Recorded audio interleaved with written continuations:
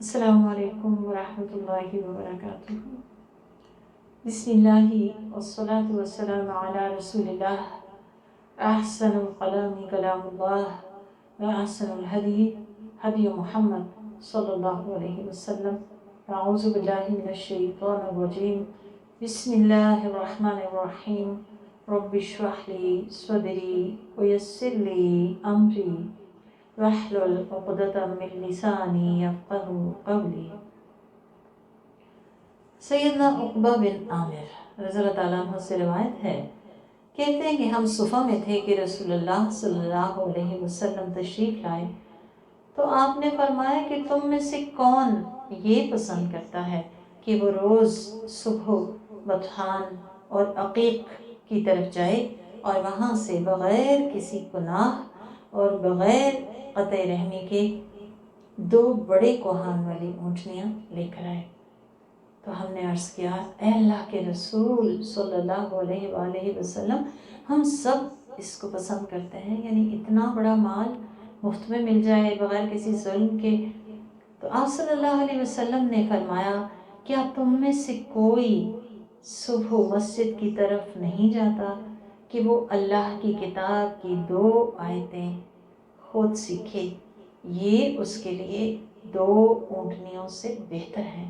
3 آیات 3 اونٹنیوں سے بہتر، 4 آیات 4 اونٹنیوں سے بہتر، اسی طرح آیات کی تعداد اونٹنیوں کی تعداد سے بہتر ہے۔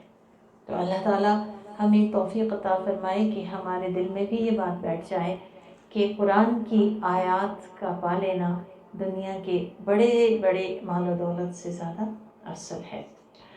آج انشاءاللہ ہم آیت نمبر 79 سے 109 سورہ البقرہ پڑھیں گے۔ بسم اللہ الرحمن الرحیم۔ فَوَيْلٌ لِّلَّذِينَ يَكْتُبُونَ الْكِتَابَ بِأَيْدِيهِمْ، بس خرابی ہے ان لوگوں کے لیے جو اپنے ہاتھ سے کتاب لکھ لیتے ہیں، یعنی اپنی مرضی سے رد و بدل کر لیتے ہیں، پھر کہتے ہیں کہ یہ اللہ کی طرف سے ہے تاکہ اس کے بدلے کچھ مال حاصل کریں۔ بس ان کے لیے خرابی ہے اپنے ہاتھوں سے لکھی ہوئی کتاب کے سبب، ان کے لیے خرابی ہے ان کی اپنی کمائی کے سبب۔ وقالوا، اور وہ کہتے ہیں، لن تمسنا النار الا ایام معدودہ، اور وہ کہتے ہیں کہ یہ آگ سوائے چند دنوں کے ہمیں ہرگز ہرگز نہ چھوئے گی۔ آپ کہہ دیجئے، کیا تم نے اللہ سے کوئی عہد و پیمان لیا ہے کہ اللہ اس عہد کے خلاف نہ کرے گا، یا تم اللہ کے بارے میں وہ کہتے ہو جو تم نہیں جانتے؟ ہاں، جنہوں نے گناہ کیا، بلا من کسب سیئہ، جس نے کوئی بھی برا فعل کیا، کوئی بھی بدصورتی برائی گناہ کا ارتکاب کیا، وَأَحَاطَتْ بِهِ خَطِيئَتُهُ، اور اس کے گناہوں نے اس کو گھیر لیا۔ خطا کہتے ہیں بلا ارادہ، یعنی ارادہ نہیں تھا گناہ کرنے کا، اچانک سے ایبرپٹلی ہو گیا اور ان کے گناہوں نے انہیں گھیر لیا۔ وہی لوگ جہنم میں ہوں گے، اس میں وہ ہمیشہ ہمیشہ رہیں گے۔ گناہ اس طرح سے کرنا کہ پھر اس کے بعد اس کو چھوڑنا نہ، کرتے ہی چلے جانا، جیسے انسان دلدل میں ایک قدم رکھے تو اس میں دھنستا چلا جاتا ہے، اسی طرح جب کوئی شخص گناہ کرتا ہے اگر وہ فوری توبہ کر لے تو اس سے باہر نکل آتا ہے، اس گندگی سے، اس غلاظت سے، اس گناہوں کی دلدل سے۔ لیکن اگر کوئی شخص فوری توبہ نہیں کرتا تو پھر وہ اس دلدل میں دھنستا چلا جاتا ہے۔ تو یہ ایسے شخص کی بات ہے کہ جو کوئی گناہ کماتا ہے، برائی کرتا ہے، لیکن پھر اس سے نکلنے کی سعی نہیں کرتا۔ وَأَحَاطَتْ بِهِ خَطِيئَتُهُ، اس کی خطائیں اس کو ساری طرف سے گھیر لیتی ہیں۔ ربیع بن حسین کہتے ہیں اس سے مراد وہ بندہ ہے کہ جو توبہ کرنے سے پہلے گناہ کی حالت میں مر جائے۔ تو اب سوچیں کہ ہمارے لیے کہاں کوئی گنجائش نکلتی ہے کہ ہم میں سے کوئی نہیں جانتا کہ کب اس کی موت کا وقت آ جائے۔ اگر ہم سے کوئی ارادتاً نفس کی کمزوری کے تحت یا بلا ارادہ غلطی ہو جائے تو کرنا کیا ہے؟ فوری توبہ کرنی ہے۔ اول تو گناہوں سے بچتے رہنا ہے، اور اگر ہو جائے گناہ تو پھر توبہ میں دیر نہیں کرنی، کیونکہ اللہ سبحانہ تعالیٰ کے رسول کا ارشاد ہے کہ اللہ تعالیٰ کا فرشتہ 3 سال تک انتظار کرتا ہے بندے کا۔ جب وہ کوئی گناہ کرتا ہے تو اس کا گناہ لکھتا نہیں ہے، انتظار کرتا ہے کس بات کا؟ کہ شاید یہ توبہ کر لے، اور اگر کوئی توبہ کر لے تو وہ گناہ اس کے نامہ اعمال میں درج ہی نہیں ہوتا۔ پھر کچھ گناہ تو ایسے ہیں جنہیں ہم جانتے ہیں، اور کچھ ہماری سائلنٹ اپروولز ہوتے ہیں۔ اس کے بارے میں بھی ایک حدیث ہمیں بتاتی ہے، رسول اللہ صلی اللہ علیہ وسلم نے فرمایا کہ جب کسی جگہ کوئی گناہ ہوتا مگر حت المقدور وہاں پہ تبلیغ کی جاتی ہو، کس چیز کی؟ اس بات کی کہ یہ گناہ ہے، یہ غلط ہے، یہ اچھی چیز نہیں ہے، اور اس کا انکار کیا جاتا ہے یا اس سے نفرت کی جاتی ہے، تو ایسا شخص گویا وہاں موجود ہی نہیں۔ لیکن اگر کوئی شخص وہاں سے غائب ہے، دور ہے، لیکن اس کا دل برے کام کو چاہتا ہے، پسند کرتا ہے، اس کا اپنا دل کرتا ہے، تو ایسا شخص گویا وہاں پہ موجود ہے۔ تو کہنے کا مطلب یہ ہے کہ گناہ سے نہ صرف بچنا ہے بلکہ اسے برا جاننا ہے، اس سے نفرت کرنی ہے، گناہ گاروں سے نہیں، گناہوں سے نفرت کرنی ہے، اور اگر کوئی غلطی سے گناہ ہو جائے تو توبہ میں دیر نہیں کرنی۔ اللہ سبحانہ وتعالی ہم سب کو توبہ کی توفیق عطا فرمائے اور ہماری توبہ کو قبول فرمائے۔ فرمایا والذین آمنوا وعملوا الصالحات، اور جو لوگ ایمان لائیں اور نیک عمل کریں، اولئک اصحاب الجنہ، یہی جنت والے ہیں، ہم فیہا خالدون، اور وہ اس میں ہمیشہ ہمیشہ رہیں گے۔ اللہم اجعلنا منہم، آمین۔ فرمایا اور جب ہم نے بنی اسرائیل سے اقرار لیا کہ تم اللہ کے سوا کسی کی عبادت نہ کرو گے۔ اب وعدہ تو بنی اسرائیل سے لیا گیا تھا، ہمیں کیوں بتایا جا رہا ہے؟ اس لیے کہ یہ عہد میرے اور آپ کے لیے بھی ہے۔ ہمیں بتایا جا رہا ہے کہ امت مسلمہ تمہارے بھی کرنے کے یہ کام ہیں، اور وہ کیا ہیں؟ سب سے پہلی بات کہ تم اللہ کے سوا کسی کی عبادت نہ کرو گے، اور والدین کے ساتھ احسان کرو گے، اور رشتہ داروں، یتیموں اور مسکینوں کے ساتھ بھی احسان کرو گے، اور لوگوں کے ساتھ خوبصورت بات کرو، اور نماز قائم کرو، اور زکوٰۃ دو۔ لیکن پھر کچھ افراد کے سوا تم سب نے منہ پھیرتے ہوئے اس عہد کو پس پشت ڈال دیا۔ تو یہاں پہ ہمیں روش بتائی گئی اللہ کی چنی ہوئی قوم کی کہ انہوں نے اللہ کے ساتھ کیے ہوئے عہد کو پس پشت ڈال دیا۔ ہمیں بتایا جا رہا ہے اور سمجھایا جا رہا ہے اور سکھایا جا رہا ہے کہ ہم ایسے عمل سے گریز کریں، اللہ سے کیے ہوئے عہدوں کو فراموش نہ کریں۔ یہ عہد ہم سب کے لیے بھی ہے، اور اگر ہم غور کریں تو اس عہد کے 2 حصے ہیں، حقوق اللہ اور حقوق العباد۔ یہی ہمارا دین ہے۔ سب سے پہلا حق اللہ سبحانہ و تعالیٰ کا ہے، اور اللہ سبحانہ و تعالیٰ کے بے شمار حقوق میں سب سے پہلا حق یہ ہے کہ ہم اللہ کی عبادت کریں، اور عبادت 4 طرح سے ہوتی ہے۔ لا تعبدون الا اللہ، اللہ کے سوا کسی کی عبادت نہ کرنا۔ عبادت کے 4 طریقے ہیں۔ ایک ہے بدنی عبادت، مثلا نماز ہے، روزہ ہے، طواف ہے، تعلیم ہے، سیکھنا سکھانا ہے اللہ کی کتاب کا۔ مالی عبادت، اور وہ کیسے ہوتی ہے؟ زکوٰۃ سے، خیرات سے، یا پھر کوئی شخص تعلیم کے لیے، اللہ کی کتاب کی تعلیم کے لیے سفر اختیار کرتا ہے جو خرچ کرتا ہے، یا حج کے لیے جو خرچ کرتا ہے سفر میں، وہ سب مالی عبادت ہے۔ زبانی عبادت میں اللہ کی حمد، اللہ کا شکر، اس کا ذکر، امر بالمعروف نہی عن المنکر، اور قلبی عبادت یہ بڑی امپورٹنٹ ہے۔ ان چیزوں کو محبوب بنا لینا کہ جو اللہ کو محبوب ہے۔ انسان کی نیت اللہ کے لیے خالص ہو جائے، کیونکہ نیت کس جگہ ہوتی ہے؟ دل کے اندر۔ پھر دل کے اندر تقویٰ ہو، توکل ہو، اور اللہ تعالیٰ سے اچھی امید لگائی جائے، برائی کو برا سمجھا جائے، دل سے اس کو ناپسند کیا جائے، یہ قلبی عبادت ہے۔ اور قلب اللہ کی محبت سے سرشار ہو، اور قلب میں سب سے اعلیٰ مقام اللہ کی ذات کا ہو، یہی دراصل قلبی عبادت ہے۔ تو عبادت ساری ہی امپورٹنٹ ہے، لیکن سب سے امپورٹنٹ قلبی عبادت ہے، کیونکہ جب قلب اللہ کا ہو جائے گا تو باقی عبادات کے طریقے خود بخود درست ہوتے جائیں گے۔ پھر اس کے بعد حقوق العباد کی بات۔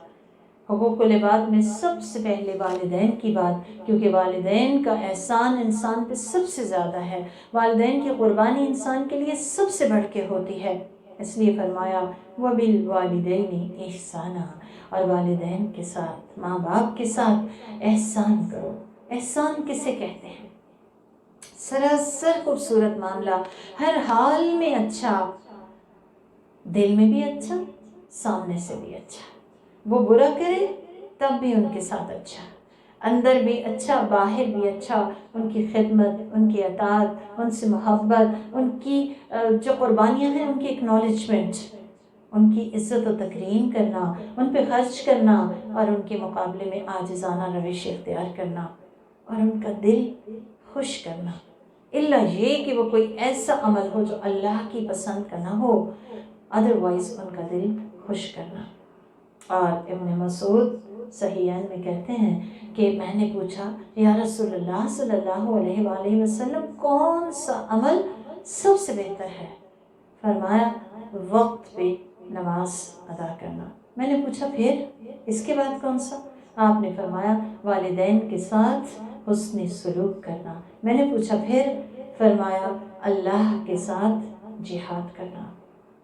اور اس کے بعد احسان کا حکم ذی القربہ سے بھی ہے۔ ذی القربہ کون ہے؟ قریبی رشتہ دار جن کا وراثت میں حصہ اللہ تعالیٰ نے رکھا ہے، ان کے ساتھ بہترین معاملہ، احسان کا معاملہ کرنا۔ اور کس کے ساتھ احسان کا معاملہ کرنا؟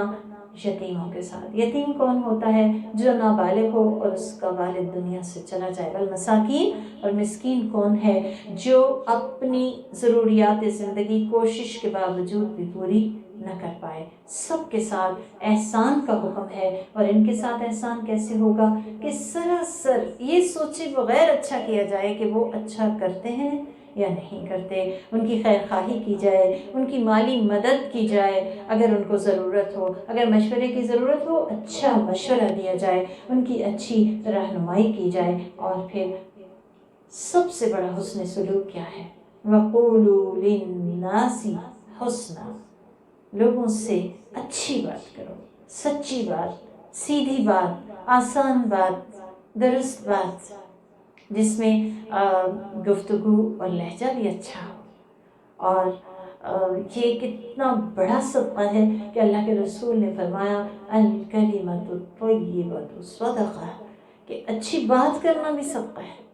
خوبصورت بات کا حکم یہاں پہ دیا جا رہا ہے، اگر انسان کرتا ہے تو کیا ہے؟ صدقہ شمار ہوتا ہے۔ اللہ کی بات، رسول کی بات، دل جوڑنے کی بات، صلح کی بات، محبت کی بات، دوسرے کی دل بستگی کی بات۔ آپ صلی اللہ علیہ وسلم نے فرمایا سلام کو عام کرنا اور اچھا کلام کرنا بخشش کو واجب کر دیتے ہیں۔ اور پھر یہ کہ بری بات پہ انسان زبان کو روک لے، بری بات نہ کرے۔ آپ نے فرمایا جس نے اپنی زبان روک لی اللہ نے اس کی پردپوشی کی۔ آپ نے یہ بھی فرمایا کہ سب سے بدترین انسان وہ ہے کہ جس کی بدخلقی کی وجہ سے لوگ اس سے ملنا چھوڑ دیں۔ اور حقوق العباد کے بعد دوبارہ عبادت کی طرف ہمیں لایا جا رہا ہے وَأَقِیمُوا الصَّلَاةَ، نماز صرف پڑھنی نہیں ہے، اسے قائم کرو آداب و شرائط کے ساتھ، محبت کے ساتھ، خضوع و تذلل کے ساتھ۔ وَآتُوا الزَّکاۃَ، اور زکوٰۃ دو اور بندوں کے حقوق بھی ادا کرتے رہو۔ تو اللہ تعالیٰ سے دعا ہے کہ ہمیں اس کی توفیق دے۔ اور فرمایا کہ ان میں سے چند ایک کے سوا باقی سب منہ موڑ گئے، تو اللہ تعالیٰ ہمیں توفیق دے کہ ہم اس پہ عمل کرنے والے ہوں۔ فرمایا یاد کرو وہ موقع کہ جب ہم نے تم سے عہد لیا تھا کہ آپس میں خون ریزی نہ کرو گے اور اپنے لوگوں کو ان کے گھروں سے نہ نکالو گے، تو تم نے اقرار کیا اور تم اس کی گواہی بھی دیتے ہو، پھر تمہارا حال یہ ہے کہ اپنے لوگوں کو قتل کرتے ہو، ایک گروہ کو ان کے گھروں سے نکالتے ہو، ان کے خلاف گناہ اور ظلم کے طور پہ ایک دوسرے کی مدد کرتے ہو، اور اگر وہ تمہارے پاس قیدی ہو کر آتے ہیں تو فدیہ دے کے انہیں چھڑا لیتے ہو، حالانکہ ان کو ان کے گھروں سے نکالنا ہی تمہارے اوپر حرام تھا، کیا تم اللہ کی کتاب کے بعض حصوں کو مانتے ہو اور بعض کا انکار کرتے ہو؟ بس تم میں سے جو کوئی ایسا کرے گا اس کا بدلہ دنیا کی زندگی میں رسوائی ہوگی اور قیامت کے دن شدید ترین عذاب کی طرف اس کا رخ موڑ دیا جائے گا۔ تو یہاں پہ بتایا گیا کہ جو کوئی شخص اللہ کی کتاب میں پک اینڈ چوز کرے تو اس کے لیے بہت سخت سزا ہے، اس سے بچنا چاہیے، دین پورے کا پورا اپنانا چاہیے، پورے کا پورا، دل میں بھی، زبان میں بھی، عمل میں بھی وہی کچھ ہو جس کا اظہار اور جس کا اقرار ہمارے دل زبان نے کیا ہے، کلمہ طیبہ۔ اور فرمایا وَمَا اللَّهُ بِغَافِلٍ عَمَّا تَعْمَلُونَ، اور جو تم عمل کرتے ہو اللہ تعالیٰ اس سے غافل نہیں ہے۔ ہمارا پچھلا جملہ بھی یہی تھا کہ ہم نے اپنے آپ کو یہ یاد کرانا تھا کہ میں جو بھی کر رہی ہوں اللہ اس سے غافل ہرگز ہرگز نہیں ہے۔ جو اچھا کروں گی اگر دنیا میں نہیں بھی فوری طور پہ اس کا بدلہ مل رہا تو مل کے رہے گا، ضائع نہیں جا سکتا، لیکن اگر میں کوئی غلط کام کروں گی تو اللہ غافل نہیں ہے، فوراً توبہ، فوراً استغفار۔ فرمایا انہی لوگوں نے آخرت کے بدلے دنیا کی زندگی قبول کر لی تو پھر ان سے نہ تو عذاب کو ہلکا کیا جائے گا نہ ہی ان کی مدد کی جائے گی۔ اور ہم نے موسیٰ علیہ السلام کو کتاب دی اور ان کے بعد دیگر رسولوں کو بھیجا اور عیسیٰ ابن مریم کو معجزے دیے اور روح القدس کے ذریعے ان کی تائید کی۔ ایسا نہیں کیا، کیا ایسا نہیں کیا ہم نے کہ جب بھی کوئی رسول ایسا حکم لے کر آیا جو تمہاری خواہش نفس کے مطابق نہ تھا تو تم نے تکبر سے کام لیا، پھر تم نے انبیاء کی ایک جماعت کو جھٹلایا اور دوسری جماعت کو قتل کیا۔ بنی اسرائیل کی جرائم کی فہرست ہے۔ اور انہوں نے کہا کہ ہمارے دلوں پہ غلاف پڑے ہیں، بلکہ ان کے کفر کے سبب اللہ تعالیٰ نے ان پہ لعنت بھیج دی، اس لیے وہ بہت کم ایمان لائیں گے۔ تو کفر اور عناد انسان کو اللہ کی رحمت سے دور کر دیتے ہیں۔ اللہ تعالیٰ رزق یعنی ضروریات زندگی اسے بھی دیتا ہے جس سے وہ محبت کرتا ہے اور اسے بھی دیتا ہے جس سے وہ محبت نہیں کرتا، لیکن یاد رکھیں دین صرف اسی کو دیتا ہے جس سے وہ محبت کرتا ہے۔ مَن یُرِدِ اللَّهُ بِهِ خَیْرًا یُفَقِّهْهُ فِی الدِّین، جس سے اللہ بھلائی کا ارادہ کرتا ہے اسے دین کی سمجھ عطا کر دیتا ہے۔ اللہ تعالیٰ ہم سب کو دین کی سمجھ عطا فرمائے۔ فرمایا اور جب ان کے لیے اللہ کی طرف سے ایک کتاب آئی جو ان کے پاس پہلے سے موجود کتاب کی تصدیق کر رہی تھی تو وہ اس کا انکار کر بیٹھے، حالانکہ اس کے قبل کافروں پر غلبے کی تمنا کرتے تھے۔ تو جب ان کے پاس وہ چیز آ گئی جسے وہ پہچان گئے تو اس کا انکار کر دیا۔ بس اللہ کی لعنت ہو کافروں پہ، بڑی ہی بری چیز تھی جس کے بدلے انہوں نے اپنی جانوں کو بیچ ڈالا، یعنی اللہ کی نازل کردہ کتاب کا انکار کر دیا، سرکشی اور حسد کی وجہ سے کہ اللہ اپنا فضل اپنے بندوں میں سے جس پہ چاہتا ہے اتارتا ہے، بس وہ اللہ کے غضب پر غضب کے مستحق بنے اور کافروں کو بڑا رسوا کن عذاب ملے گا۔ تو بڑی پیاری بات سیکھنے کی ہے کہ اللہ تعالیٰ کسی کو کوئی بھی مرتبہ دیں، مقام دیں، اس کو کوئی عطا کریں اس پر، تو ہمیں کیا کرنا چاہیے؟ اس پہ خوش ہونا چاہیے، حسد نہیں کرنا چاہیے، سرکشی نہیں کرنی چاہیے۔ کیوں؟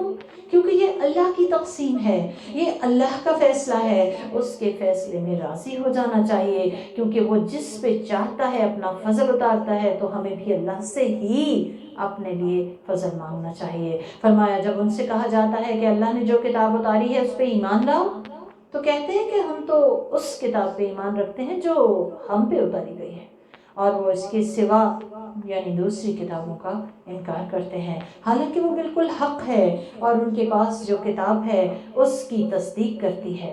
آپ کہہ دیجئے تم ایمان والے تھے تو پہلے زمانے میں اللہ کے نبیوں کو کیوں قتل کرتے رہے؟ اور موسیٰ علیہ السلام تمہارے پاس معجزے لے کر آئے، پھر تم نے ان کے بعد حد سے تجاوز کرتے ہوئے بچڑے کو اپنا معبود بنا لیا، اللہ کو چھوڑ کے بچڑے کی محبت ان کے دل میں گھر کر گئی۔ اور جب ہم نے تم سے عہد لیا اور طور پہاڑ کو تمہارے اوپر اٹھا دیا کہ جو ہم نے تمہیں دیا ہے اسے پوری قوت کے ساتھ تھام لو اور سنو، تو انہوں نے کہا کہ ہم نے سن لیا اور ہم کرنے کے نہیں، سمعنا وعصینا، ہم نے سن لیا ہے لیکن ہم نافرمانی ہی کریں گے۔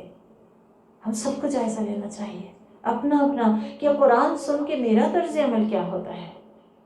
سمعنا و اطعنا، یہی صحابہ کا طریقہ تھا کہ ہم جب سنیں تو ساتھ ہی اپنے دل سے عہد کر لیں کہ ہم نے سن لیا، انشاءاللہ ہم اطاعت کریں گے۔ اور ان کے دلوں میں ان کے کفر کی وجہ سے بچھڑے کی محبت بٹھا دی گئی۔ یاد رکھیے کہ ہر ایک کا کوئی نہ کوئی بچڑا ہے، یہی امتحان ہے۔ کسی کا بچڑا مال ہے، کسی کا بچڑا اولاد ہے۔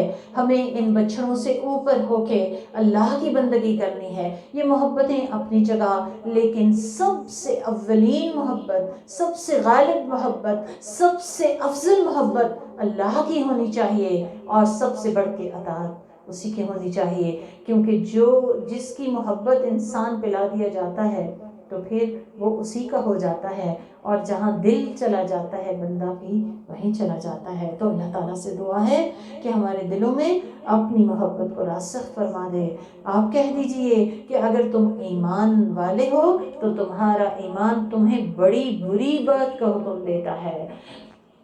آپ کہہ دیجئے کہ اگر اللہ کے نزدیک آخرت کا گھر صرف تمہارے لیے ہے، اوروں کے لیے نہیں، تو اگر تم سچائی پہ ہو تو موت کی تمنا کرو، اور وہ اپنے ماضی کے کرتوتوں کی وجہ سے اس کی تمنا کبھی نہ کریں گے، اور اللہ ظالموں کو خوب جانتا ہے، اور آپ انہیں زندگی کے لیے لوگوں سے زیادہ حریص پائیں گے، حتیٰ کہ مشرکوں سے بھی زیادہ۔ ان میں سے ہر ایک یہ چاہتا ہے کہ کاش 1000 سال کی زندگی ملے، حالانکہ عمر کی زیادتی اسے عذاب سے نہیں بچا سکتی، اور اللہ ان کے کرتوتوں کو دیکھ رہا ہے۔ یاد رکھیں، بڑی عمر کا ہونا انسان کے لیے فائدہ مند بھی ہے، وہ تب جب وہ اللہ کی اطاعت میں ہو، اور بہت نقصان دہ ہے اگر وہ اللہ کی نافرمانی میں ہو۔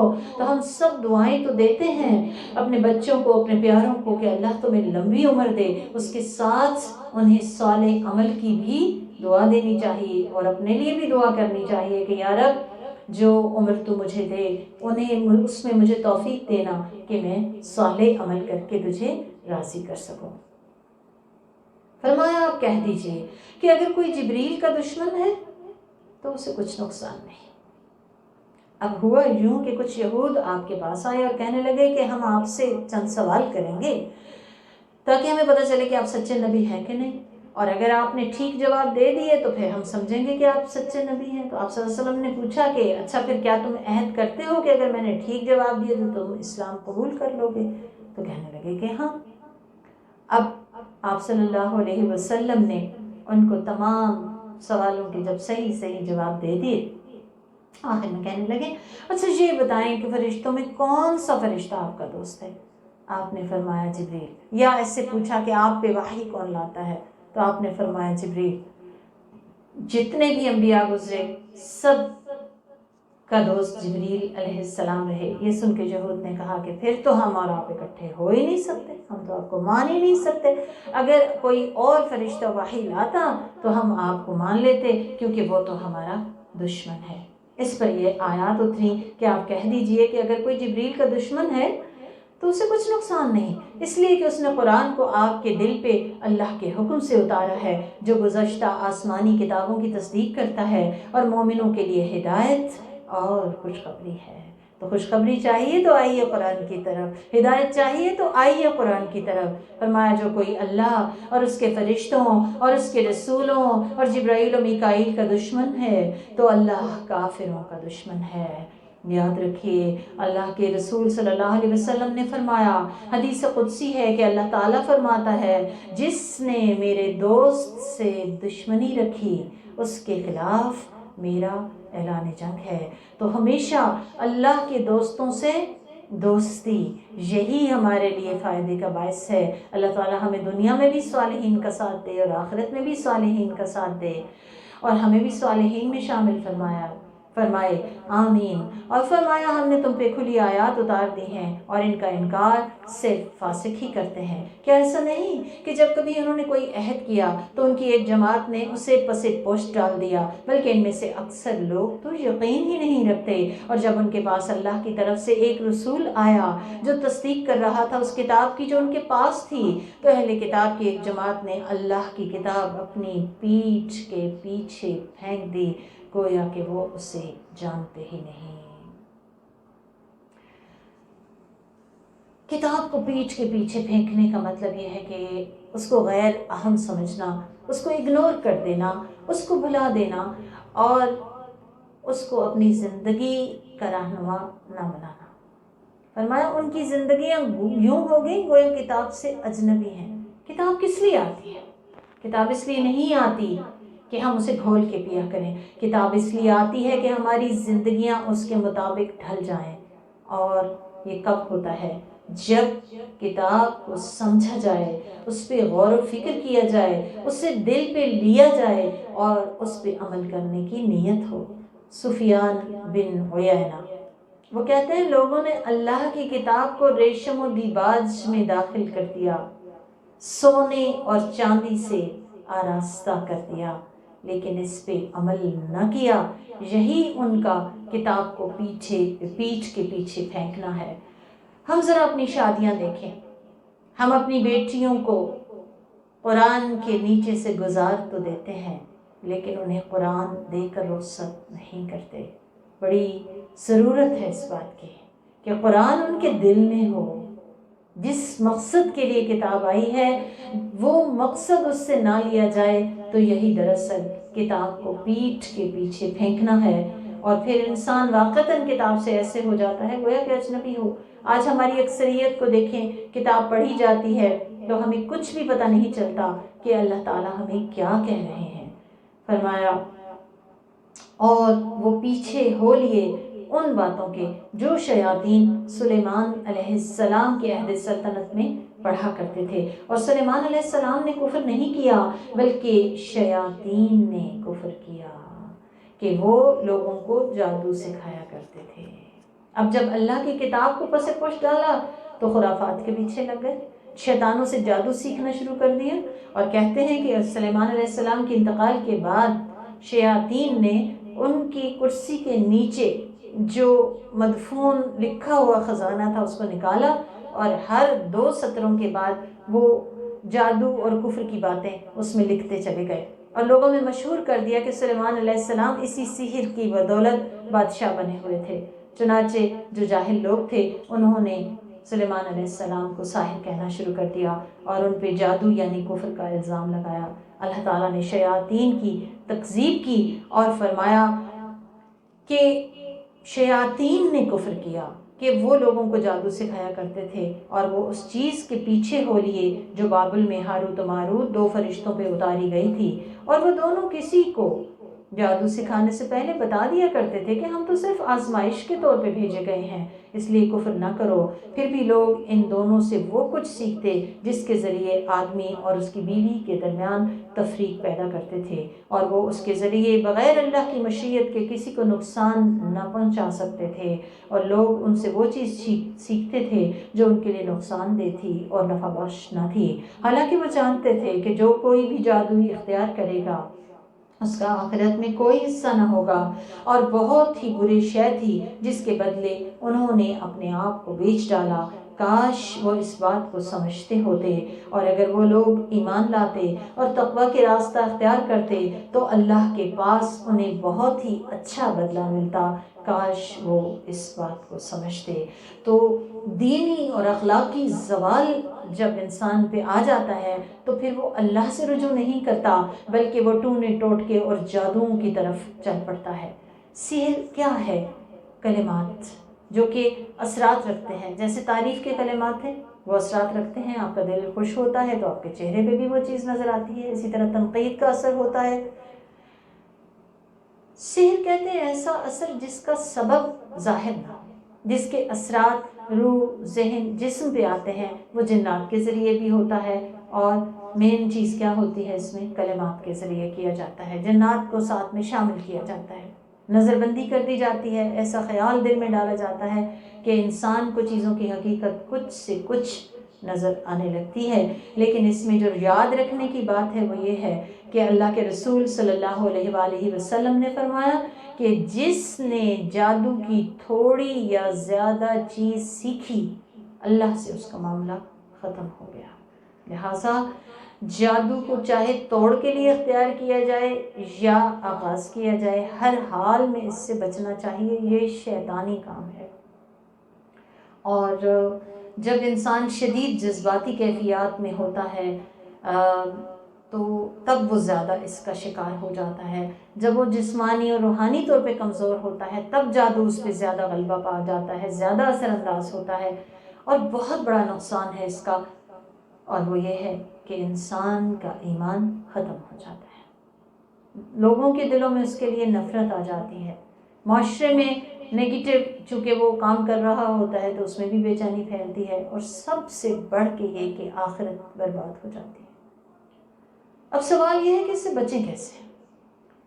سب سے پہلے تو اللہ تعالیٰ کے احکام مانیں، 5 وقت نماز، صفائی کا خیال، طہارت، پاکیزگی، حرام کو چھوڑ دیا جائے، نجاستوں سے دور رہا جائے، توبہ استغفار کی کثرت کی جائے۔ سورہ البقرہ کا پڑھنا سب سے زیادہ کارگر ہے، آیت الکرسی، معوذتین، صبح شام کے اذکار، اور وہ تمام چیزیں ہیں جو کہ انسان کو جادو کے اثرات سے محفوظ کرنے والی ہیں۔ اللہ تعالیٰ ہمیں انہیں اپنانے کی توفیق عطا فرمائے۔ پھر فرمایا ایمان والو، تم لوگ رائنا نہ کہو اور انظر نہ کہو۔ اب کیوں منع کیا گیا اہل ایمان کو؟ کیونکہ یہود جب آتے، منافقین جب آتے تو رائنا کو مطلب یہ تھا کہ ہماری رعایت کیجئے، کہ جب کوئی بات سمجھ نہ آئے رسول اللہ کو مخاطب کرتے کہ آپ ہماری رعایت کیجئے، یعنی دوبارہ بتا دیجئے۔ تو انہوں نے کیا کیا کہ رائنا کو موڑ توڑ کے رائینہ کر دیتے، جس کا مطلب بن جاتا تھا اے میرے گڈریے یا میرے چرواہے، یعنی آپ صلی اللہ علیہ وسلم کو انسلٹ کرتے۔ تو آپ دیکھیں ان کو برا بھلا نہیں کہا گیا، بلکہ اپنوں کی تربیت کی گئی اور نبی کے مجلس میں بیٹھنے کا ادب سکھایا گیا اور کہا گیا رائنا نہ کہو، انظر نہ کہو، ہماری طرف نظر کیجئے اور غور سے سنو۔ تو سب سے زیادہ اہم چیز کیا ہے کہ اللہ کی بات، رسول کی بات غور سے سنی جائے۔ ساتھ ہی فرما دیا گیا وَلِلْكَافِرِينَ عَذَابٌ أَلِيمٌ، اور کافروں کے لیے عذاب علیم ہے۔ اور کافر، اہل کتاب اور مشرکین نہیں چاہتے کہ تمہارے رب کی طرف سے کوئی خیر تم پہ اتاری جائے، اور اللہ جس کو چاہتا ہے اپنی رحمت کے لیے خاص کر لیتا ہے، اور اللہ تعالیٰ فضل عظیم والا ہے۔ اللہ تعالیٰ ہمیں بھی اپنی جناب سے فضل عظیم عطا فرمائے۔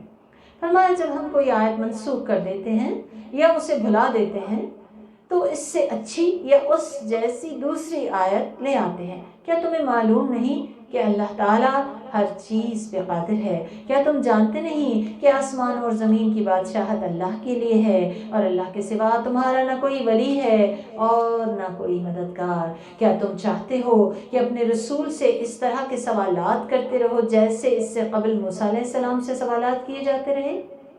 کثرت سوالات سے منع کیا جا رہا ہے، پسندیدہ نہیں ہے اسلام میں۔ اور جس نے ایمان کے بدلے کفر کو قبول کر لیا وہ سیدھی راہ سے بھٹک گیا۔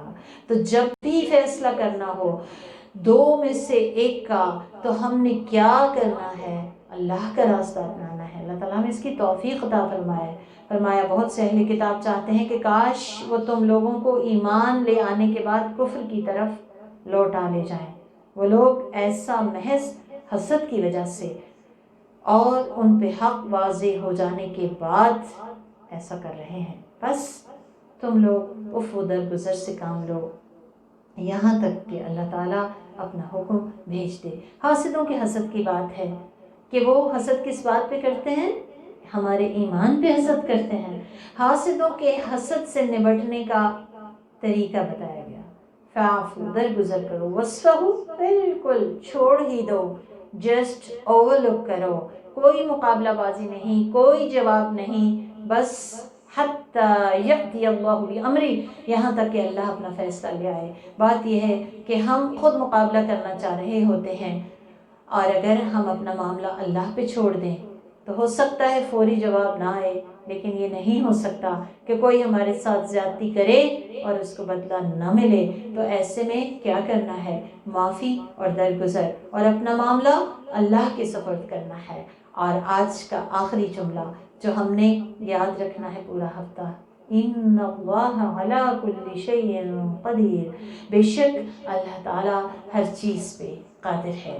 اس بات پہ یقین کرنا ہے، یقین رکھنا ہے اور اپنے دل کو اس پہ پختہ کرنا ہے۔ کوئی مشکل میرے رب سے بڑی نہیں، کوئی ایسا مسئلہ نہیں جو میرا رب حل نہ کر سکے۔ ان اللہ علی کل شیء قدیر، مجھے صحت چاہیے، وہ قادر ہے۔ ان اللہ علی کل شیء قدیر، مجھے نعمت چاہیے، ان اللہ علی کل شیء قدیر، وہ ہر چیز پہ قادر ہے، وہ داتا ہے، وہ دینے والا ہے۔ اللہ تعالیٰ سے دعا ہے کہ ہمیں اپنی ڈھیروں ڈھیر نعمتوں، رحمتوں، برکتوں، عزتوں، ایمان سے نوازے اور ہماری کمیوں کو، ہماری کوتاہیوں کو درگزر فرما دے اور ہم پہ مہربان ہو جائے اور ہم سب سے راضی ہو جائے۔ السلام علیکم ورحمۃ اللہ وبرکاتہ۔